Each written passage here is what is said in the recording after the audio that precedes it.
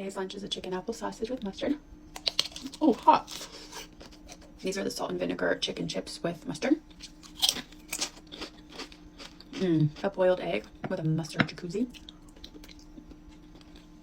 A Brie cheese bite with some mustard.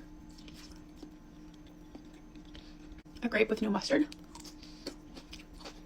An apple with no mustard. A fig with no mustard. I'm not sure if this is how you eat it, but it's how I eat it. And they're so good. Watermelon candy electrolytes. Some cottage cheese with pineapple. I'm obsessed with this. An olive. Baby cuke with mustard. And for our season finale, I'm going to try a chicken chip with some cottage cheese and pineapple.